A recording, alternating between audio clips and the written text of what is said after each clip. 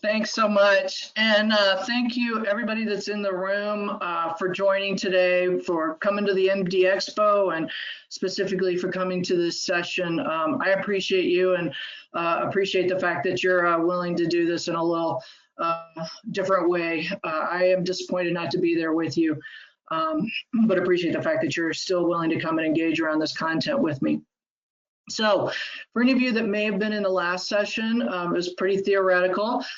This one is going to be much more practical. It's going to bring it back home to some of the things that we're used to doing, but we're going to apply some of that material. So if you weren't there, that's fine.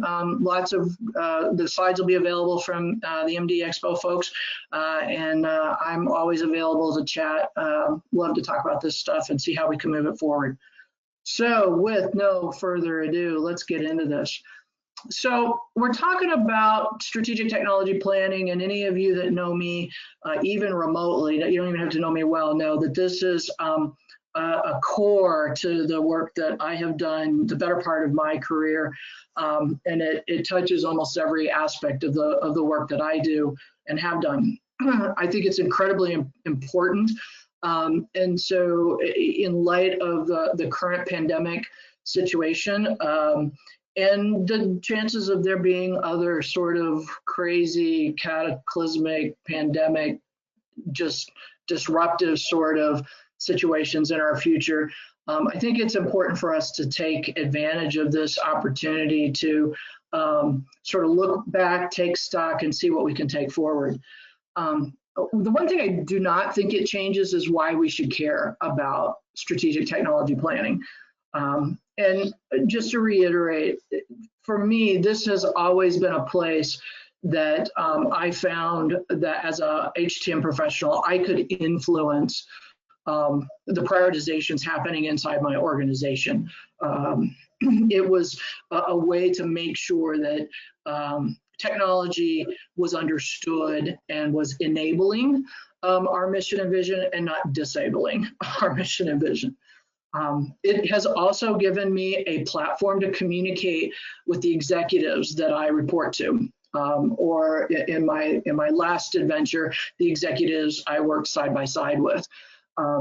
It is an area that touches all the clinical and the business, financial, as well as technological areas of the organization, and all those executives have a stake in this game. So it gave us a common platform, and over time, a common language.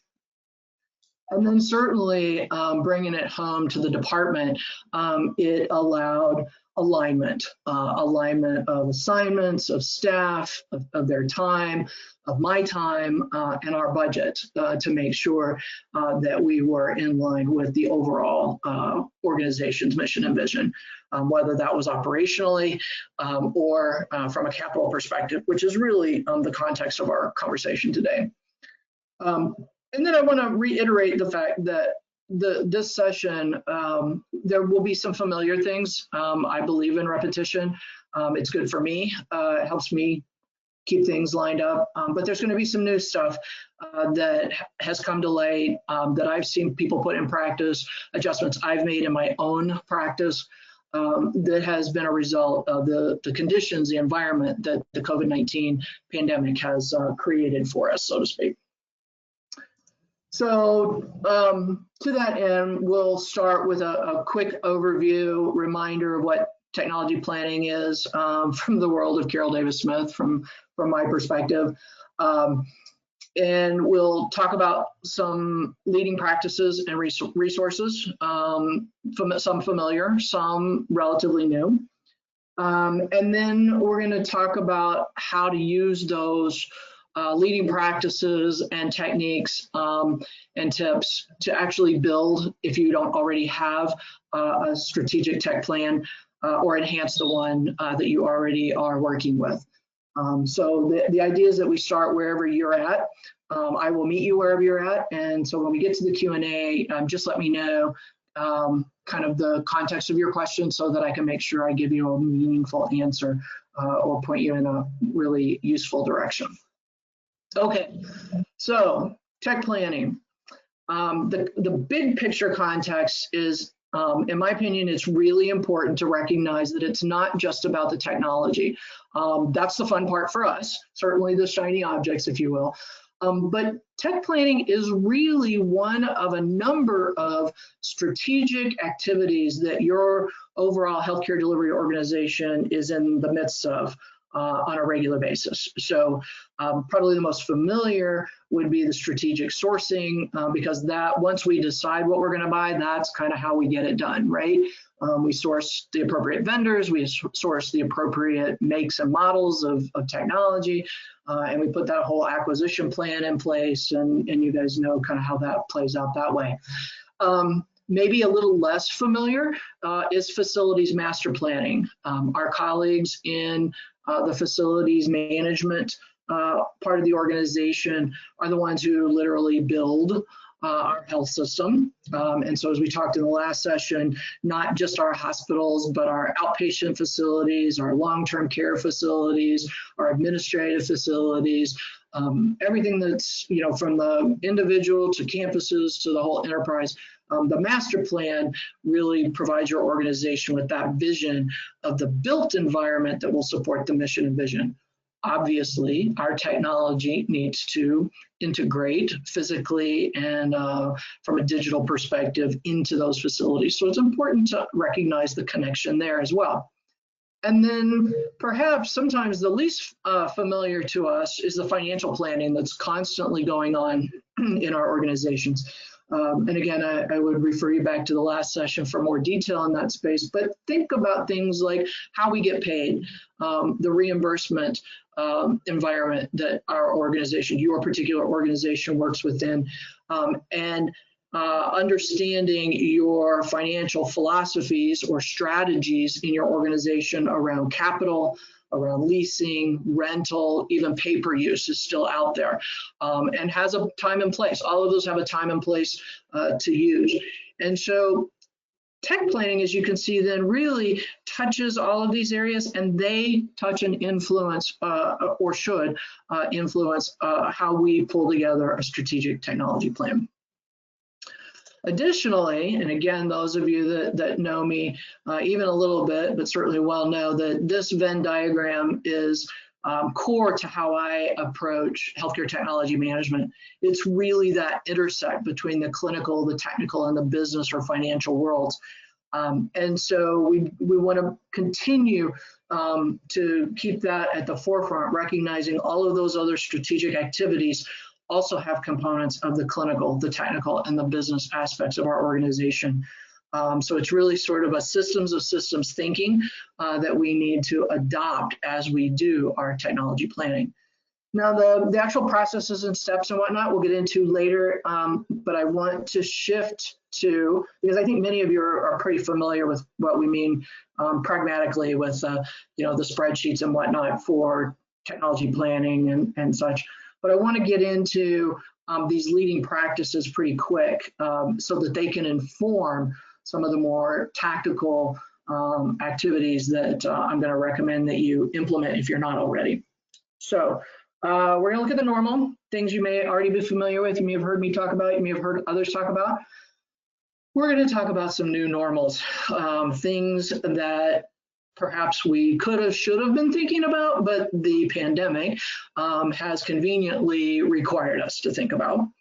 And then we're going to take a real quick look at some standardizations that are coming into our world that will also support our tech planning activities. So some of the normal, the things we're familiar with, is the first I want to start with is policy, process, and procedure. Your tech plan must have structure to really be effective, right? Your organization has to have a policy that says that tech planning is important and that it should be done, and it's a enterprise. It's not just the HTM, but there's a collective commitment to strategically addressing our technology needs. We need to understand that we need to create a plan and not a list. I often say, you know, the wish lists to Santa or whomever are nice, but they're not a plan. They're a list. They're a wish list.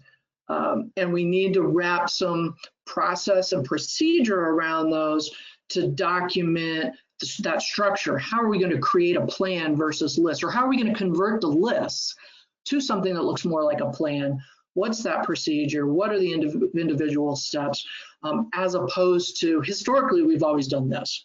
We need to move from sort of that ad hoc, just sort of collecting things, to a process that is clearly defined, that everyone in the organization can understand. They may or may not choose to understand, but it is documented in a way that we can onboard new people, we can bring new people into the conversation in a very structured, standardized, clear way, as opposed to sort of just that tradition of handing things down person to person in my own words kind of thing.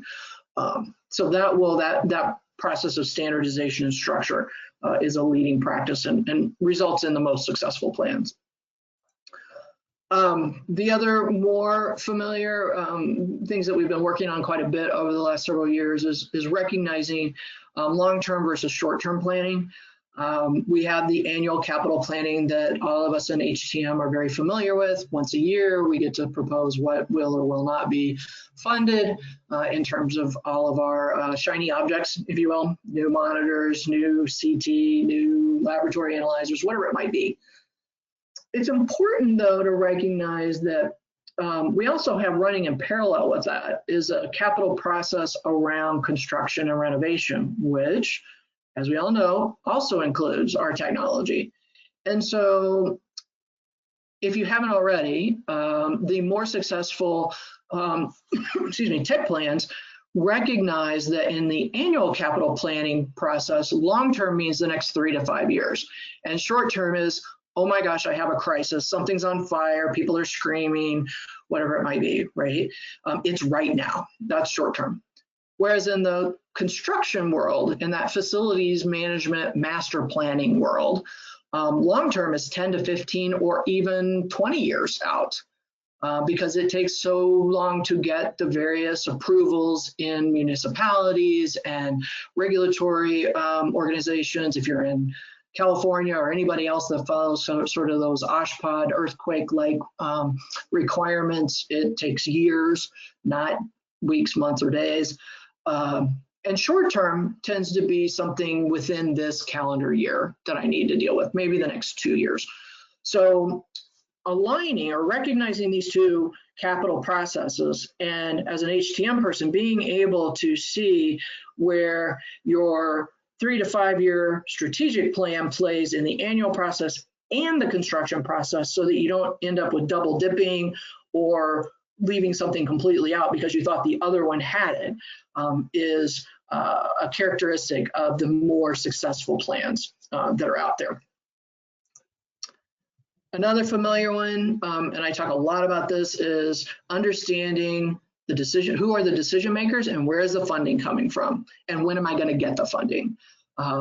As we look at health systems getting bigger and bigger, we need to remember that they are that any individual player may be a decision maker at the local hospital or health hub or outpatient center, but when it comes to the enterprise, they're merely an influencer. They don't get to make the decision at the enterprise level. That's a different set of folks, potentially. But there are some people that play the decision maker up and down because of their role in the organization. So understanding and sort of having your player card, if you will, as to who is an influencer and who is a decision maker, those folks tend to be more successful in building a strategic tech plan with that insight. And then there's just sort of I call it the patience piece. Just because you get approval does not mean you get funding. Sometimes you'll get approval. That's a great idea. We should do that. Your idea is approved. But it could be days, weeks, months, years before you actually get money allocated to you. That goes back to understanding those two processes, the construction process and the annual capital process, to see when approvals are made and when funding allocations are made. So trying not to get in front of yourself there. That is really a leading practice, probably more in the implementation of strategic plans as opposed to just the building of the plan. And then the last of the real familiar leading practices that many of us have talked about, with almost everything being proactive as opposed to reactive, understanding your current inventory profile, and having a relationship with your sourcing and contracting folks so that you have the ability to look out 3 to 5 years, that you have a structured process for doing the RFIs and RFPs, you have structure around the terms and conditions that identify what are the deal breakers, and keeping in mind that clinical, technical, and business Venn diagram, where's the sweet spot to make sure that we're really targeting the very best of suppliers for the very best of technology to meet the big picture needs of our organization. So being proactive, not waiting to the last minute to get the list, but working with a list and the inventory and refining that through your structure to a real plan, so that when it comes time each year for capital, you're ready to sit at the table to have that conversation. And then that, as I've said throughout all of this, having that integrated cross-functional approach to the plan is today one of the leading, like top of the list leading practices of having a successful plan, because you are engaged with the clinical needs, but you're also engaged with folks like your IT colleagues who need to make plans as well around what's the network going to look like, how are we going to manage it, how are we going to manage our cybersecurity risks, and finding, again, that sweet spot in the middle that moves your organization's mission and vision forward, and is not just sort of trapped inside one of the individual circles, if you will. Okay, so the dark slides. What have we learned from the pandemic? What's coming out of those shadows? There is just, in my mind, it's just screaming out loud that as HTM professionals, we must re-engage at an even deeper level to understand what our clinicians are doing, how they do it, why they do it, so that we can bring the appropriate shiny objects to bear. The one example that I think probably many of you can resonate with, in March, in February, March, April, there were not enough ventilators on the planet. People were making them in their garages for us, right? It was insane. Since that time, as I have read many articles, and you may have as well, and you're probably seeing this in your organization, our clinician partners are incredible on the job, on the fly learners, and they are revising, they're refining their clinical protocols, how they take care of COVID patients today. I personally believe, just based on these articles and experience, that these protocols they're learning today, the lessons they're learning today, will impact patients of all sorts moving forward in terms of what we know about the human body, its anatomy, its physiology, its tolerance to things that were unheard of before the last few months. That means we have to get smarter. What I'm hearing from people right now is, I don't need so many ventilators because it's not the right thing to do for every single patient, like we thought in the beginning. But I do need loads of beds and loads of infusion pumps for all sorts of things. And I need different sorts of ventilator support, or ventilatory support, pulmonary support of my patients. Not just ventilators, but these other sorts of, ECMO and BiPAP, and I need to monitor all sorts of clinical parameters that maybe I didn't before. So that engagement, understanding what our clinicians are doing today, is vastly different than what they were doing this time last year, right? And so we need to make sure that we're staying up to date on that circle of the Venn diagram. And the locations where this work is being done. And I talked a bit about PAR levels, which is how many we have and are they in the right place at the right time. That's that supply chain connection. But care is being delivered in so many different places. certainly hospitals, that goes without saying. I just heard recently in the last couple of weeks, as surges have started up again, of hospitals that are seeing folks unfortunately stacked up in the emergency department. Some healthcare organizations in some locations, in some zip codes, this is an unfortunate sort of norm, but for most hospitals, this is not a norm. And so they're taking care of more complex, more critical patients in the ED and in urgent care facilities, because that's just where people present with their conditions. So their ability to deliver care, we need to be more in touch with those sort of facilities along with long-term care facilities, whether that's skilled nursing, long-term acute care, hospice, whatever it might be, in the homes, certainly in patients' homes, as we see not only surges in our current pandemic, but whatever comes and approaches us in the future. We need to have this ability to scale up and down and deliver complex care in locations other than the traditional hospital. How we acquire this is another area that I've spent quite a bit of time in my career working on, and it tends to be a very elongated, protracted, complex, overly bureaucratic process. And we have seen in the last several months that when we want to, as a healthcare industry, we can make things move fast.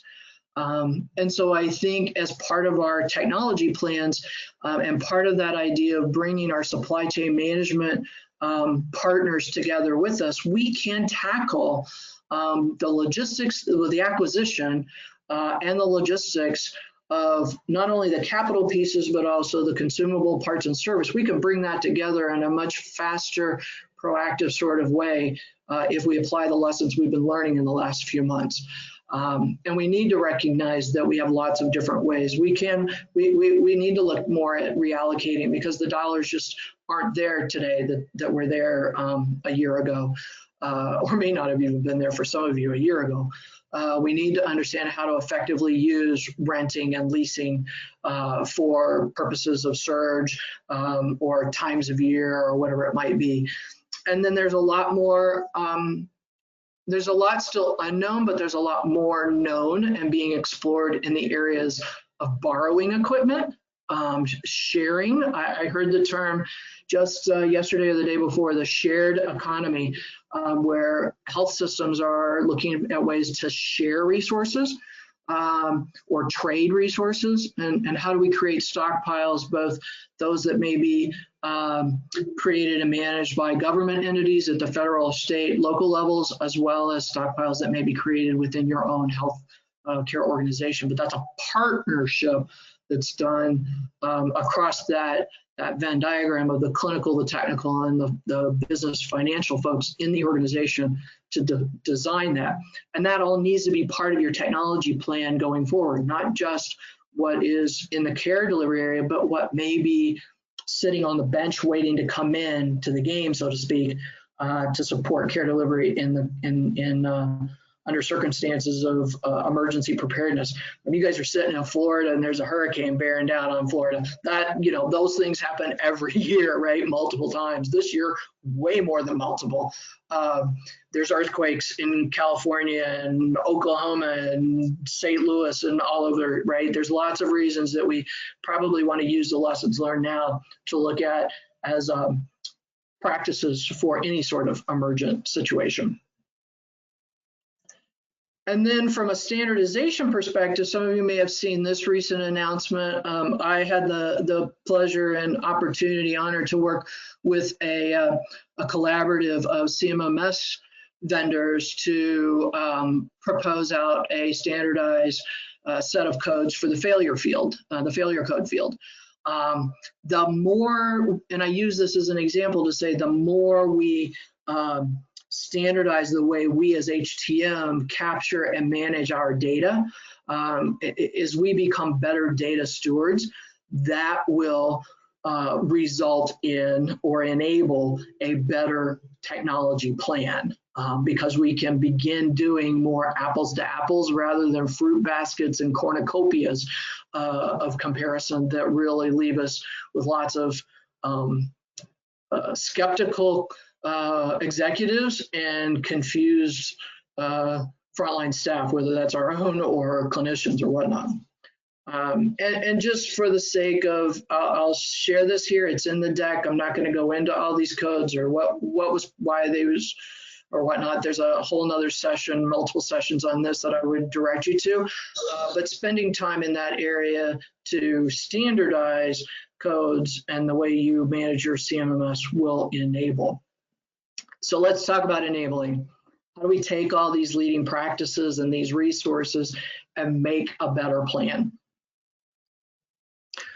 So first and foremost, I think all of you are probably familiar, you're doing some form of technical planning, right? You're looking at your inventory and you're proposing out, here's the things from our HTM perspective that ought to be on the capital plan. I would encourage you to, if you haven't already, to open your field of vision to two other areas, and that would be the business or financial aspects of the technology plan and the clinical aspects. And in light of the pandemic and the conditions that it has brought to us, this year I am really putting a much heavier emphasis adding into that business financial, that we need to understand the revenue or the reimbursement world of our organizations to effectively score and triangulate these perspectives so that we get to that sweet spot. And it's not just a technical or just a clinical recommendation. And we're going to get into the rest of this presentation is going to get into each of these areas in much more detail. But the takeaway from this slide is that I am a firm believer, and I base that on my own experience and experience of colleagues, that HTM can be a leader in this space, not just in the technical, but in the production of this whole plan. We can be a convener. We can bring structure and that formatting and collaborative nature that's required to get these three perspectives around and into the tech plan. I would encourage you to think about how you could step forward. Some of you probably already have, and I hope you will share that with your colleagues there. Those of you that have not, I would encourage you to think about, as we go through this, how can I step out of my comfort zone, out of my box, to help implement these other areas to either start a planning process or to expand and enable ours by adding these additional areas in a real structured, collaborative sort of way. So let's start with the familiar, the technical planning. The work I do on a day-to-day basis, it looks a bit like this. The age-old end of life for me is it still manufactured, and is there still service or parts available for it? That is the bare minimum. That, as they say, that's table stakes, along with what's the chronological age of the equipment. Sometimes we just need to replace things because it gets old. You know, if you think about it in your house, it just wears out, right? It's still manufactured. There's certain things, especially some of these fleet devices that have been manufactured for years, will continue to be manufactured for years. There hasn't been a lot of change in them. They're still serviced and serviceable, but we just need new ones because they're worn out. Sometimes that happens. And then more recently, and I've been working on this for years, but more recently, colleagues and clients, we have collaborated around how do we really quantify reliability? How do we move from it's a real pain to work on, or this thing's, you could drop it from the roof. How do you quantify those things? So this speaks to that standardization of your CMMS data, failure codes and beyond, to really be able to craft some reliability data that is quantifiable, that can describe what it means when we say you could drop it off a building and it would still work, or this thing is a real dog and I'm constantly working on it. This gives you a way to quantify that in a manner that is relatable or understandable by folks outside of our HTM world. So this slide gives you a little more detail. I break things into industry factors and health system factors. Industry factors are things that are out there. They're pretty much the same for all of us. It's either manufactured or it's not. You know, it's not manufactured for me, but not you, right? I mean, that doesn't happen. These are industry environmental factors that are sort of true for all of us. The health system factors are things that are specific to my health system, to your health system. When did I buy it and when did I install it is going to directly tell us what the chronological age is. I'm hearing in my head somebody say, yeah, but what if I bought it off the used market? That's okay. You know from that, when you buy it, you know you should get documentation that says when it was built, right? And so then you can add on the years that you're using it. So that's specific to you. And then reliability measures, these are absolutely unique to your organization. What are your operational practices, not just in your department, in the HTM department, but how is this equipment used and how is it operationally deployed across your health system? You know, you can have the example I love to use is you can have the same CT in your emergency department and in your imaging department and in an outpatient facility. It's the exact same make model, and you might have even bought them all at the same time, but how they are used, the wear and tear, the clinical throughput, all of that changes the maintenance, right? The maintenance metrics, the maintenance requirements, the maintenance outcomes of these devices, things that are used hard versus things that are used infrequently. We all know there tend to be some maintenance variances there. That's unique to your organization. So you have to think about those as you build that plan. And then you need to think about, how am I actually going to score these? So staying with that reliability metric, because it's the sort of the newest thing that we're quantifying. We've dealt with it qualitatively for years, but now we're going to quantify it. You need to think about, what am I measuring? I need to make sure I'm measuring apples to apples. It does not need to be super complex. It can be number of work orders, or it can be mean time between failures, which is a little more complex, or maybe it's only mean time between certain kinds of failures. That really you can look at for your overall inventory. You could design that for specific equipment types. It might be for specific location types. You can make this as simplistic or complex as you need. My recommendation is start simple and get your footing, and not just your footing, but your organizational footing, and then add complexity as it adds value. Don't make it complex just because you can, because it may not add value. It may just confuse people and actually subtract value from the process. All right. And then when you actually get in, and I know many of you have seen the scoring tools that I use and that you probably use or others use, tends to be a red, yellow, green. It's easy identifiable. It's easy to get executives to focus. But you're going to have to think about, when you have more than just your end of life data, which is traditionally there and familiar, you're going to have to think about what makes something turn from green to yellow and from yellow to red when we add in reliability.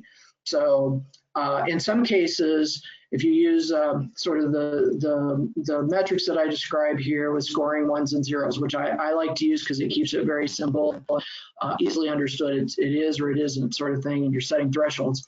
But when you get in here, when you only have two, it's really easy to set your red, yellow, green. When you have more than these, it becomes more complex. You have to use a little of that Boolean algebra, right, to decide when it's yellow or when it's red. And some of that is dependent upon your organization's risk tolerance to your department and also to your larger organization. And so you need to spend some time thinking about what it means when these things turn ones and zeros. So let's shift. Very similar process. I use the same sort of thinking when I do clinical scoring. And these are the 4 areas. I don't always use all of them. Again, it's back to do not make it more complex than the organization is ready to consume and work with. But we talk about, what are the clinical protocols? the regulatory impact, and this is not so much, this isn't our regulatory impact like getting all your PMs done. This is more of a regulatory impact for the clinical environment.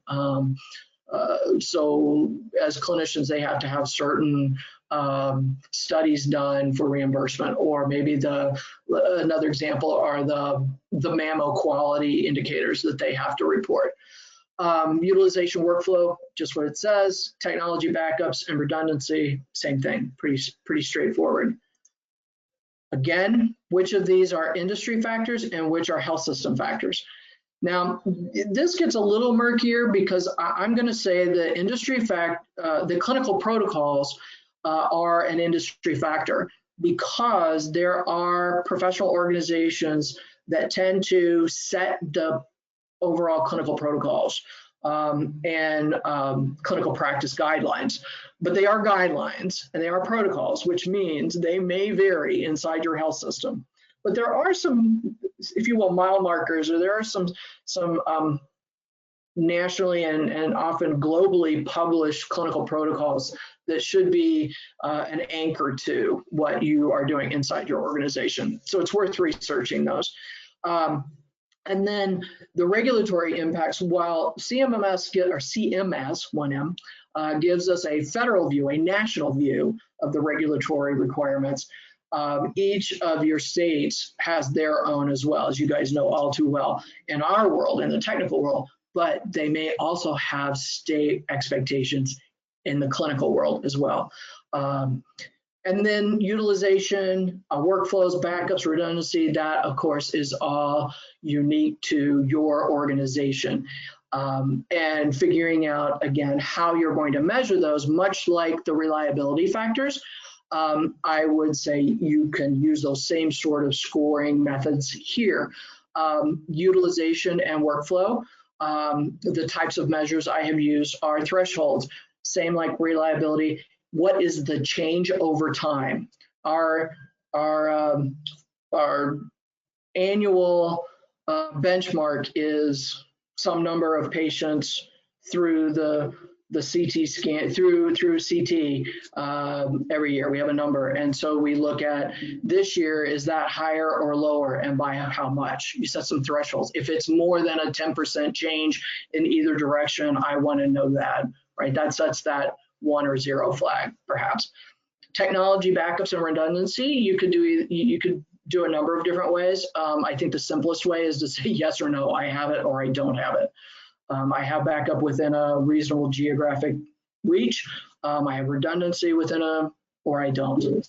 But again, that leads you to a scoring, even when you're using 1s and 0s, where you have to think very carefully about what happens when it gets set to 1, right? Something's happening. I've changed, my trend is more than a 10% change, or I no longer have redundancy in a particular part of my health system, whatever it might be. You need to think about, because remember that these red, yellow, green highlights, it's less about the number and more about directing the decision maker's focus to the items that are of the utmost need. And so your role as a HCM person might be helping the clinical department create this sort of structure and scoring that is not so complex that it takes, 3 FTEs, full-time FTEs to do, but something that is easily understood, easily constructed, easily communicated to affect the outcomes, to get the technology the clinicians want up at the top of the focal point, if you will, for the executives. All right, let's get to the third area, which is business and scoring.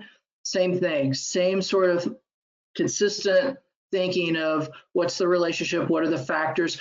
You'll note that I have cost of service ratio here. We oftentimes roll that into our technical assessment, but it is truly a financial assessment that we're doing.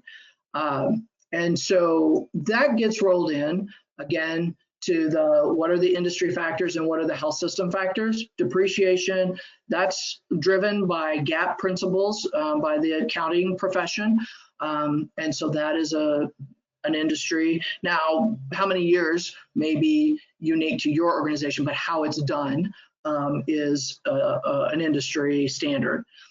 Inside the health system, our cost of service ratio obviously is a measure of not only what we have, how much we paid for it, how we service it, how we don't service it, all of those sorts of things that are unique to our organization.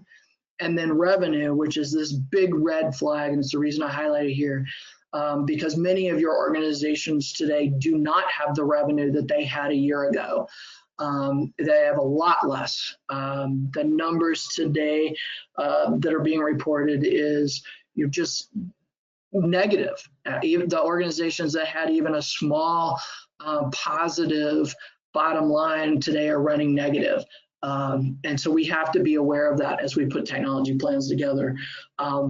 We need to understand who are the players in each of these areas.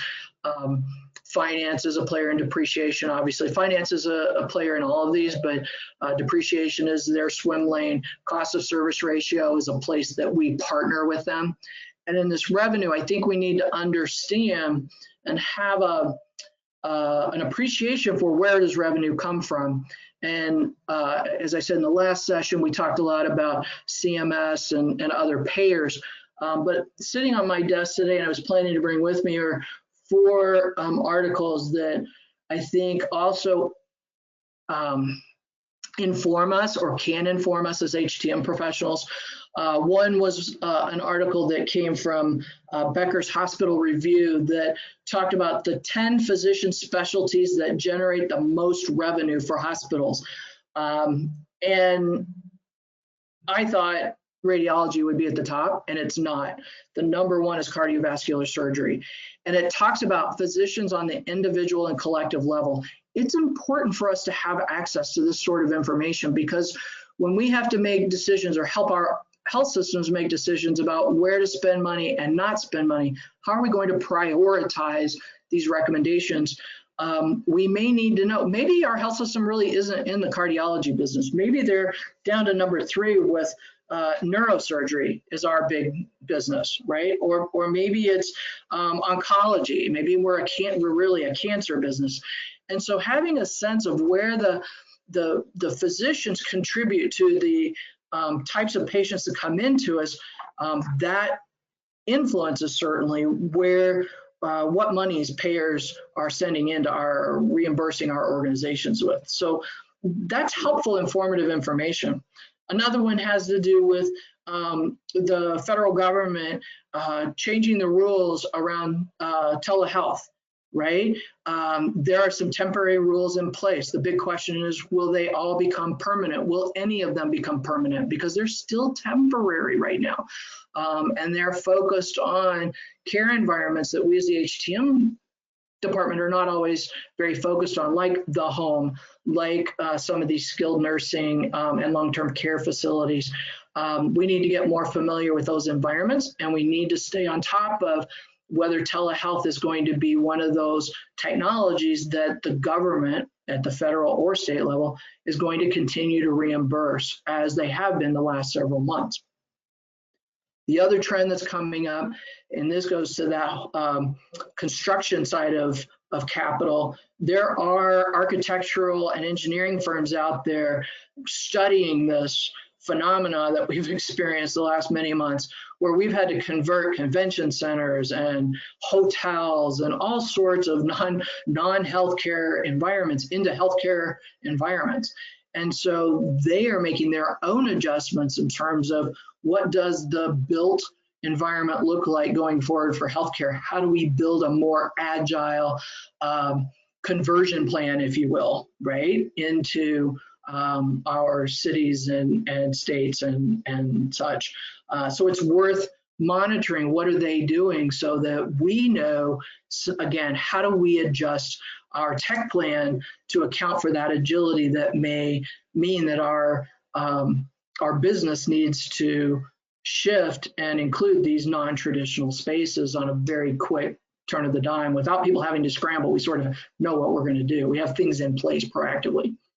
And then the last one, the fourth article I have on my desk that's fascinating to me, and this is not an endorsement of anyone, but it just happens to be in the news a lot, is Walmart.